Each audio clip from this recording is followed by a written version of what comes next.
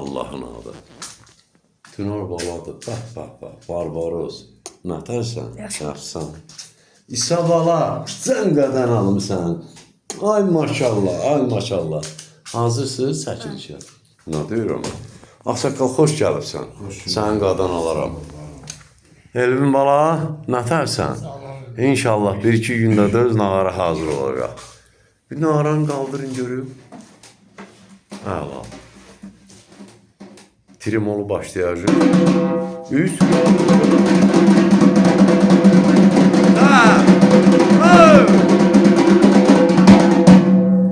İndi qoş şapalağı çalacaq. 1, 2, 4, 3, 4, 5 şırtığın əvəzini çalır. Tələsməyin. 3, 4.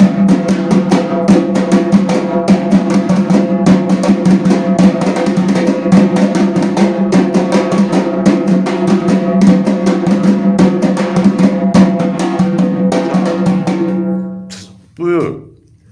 Sağ ol.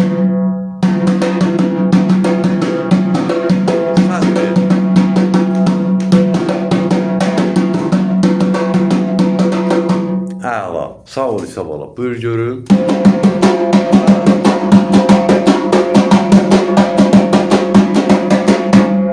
Qazağı ritmini çala bilərsənmi? Dum bada badam, dah bada badam.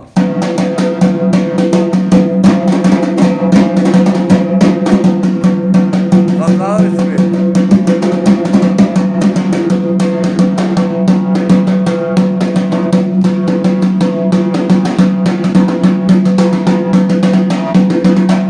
Əla.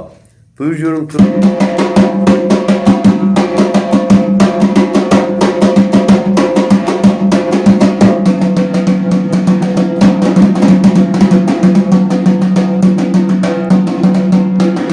İsa bala dayan. Qazağı ritmini başda İsa bala. Kömək elə gidən. Buyur.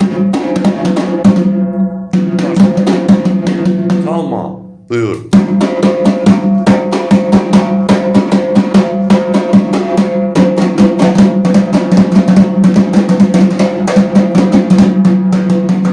Sağ ol. Yanlı ritmini çala bilərsənmi? Başda. Dum daqa dum dum, dak daqa dum dum. Başta gör.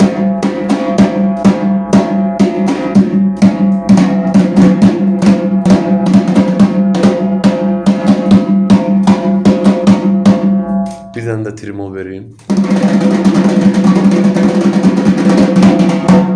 Sağ olun uşaqlar. Əla, gözəl.